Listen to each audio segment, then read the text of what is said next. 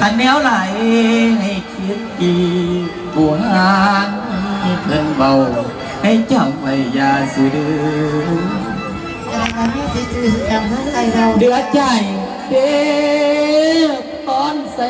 เสียงอ่างบานโอ้ยหมอตอนใส่เสียงบานใจบ่ปานดันทวนอีโอ้ยเด็กน้อ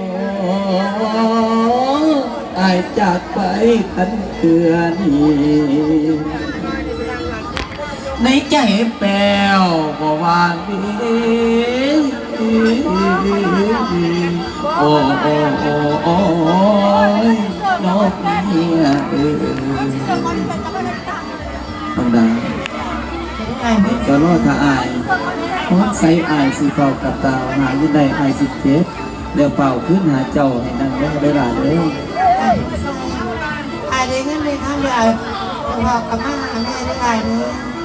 ไอซีเฝ้ากับมาเราคัดสันไอซีเฝ้าไปได้หลานเลยเอาบอกย่าไปนั่งไปบอกใส่เลยเพราะจะเป็นเป็นเพื่อนเงาเกี่ยมสิ่งเกี่ยมของเราขึ้นนางเฮสเซเดอยู่เว้ยว่าคอยกับฟังเจ้าสั่งกันกับลูกกับเมียเจ้าหันแล้วสั่งอีพอของอันนี้สิสั่งอีพออย่างไรเงาอายุเฮือนเด้อ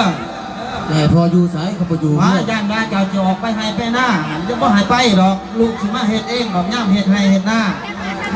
โอ้ยพอจะเอาเงินมาจ้างเฮ็ดไปเจ้าก็จะต้องมาเอา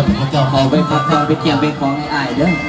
ที่พ่อก็คือกันเอาพักผ่อนสายคอยถือมาพอแห้งเครื่องพร้อมคอยเกี่ยมของแมวมาดูใครแล้วก็ไป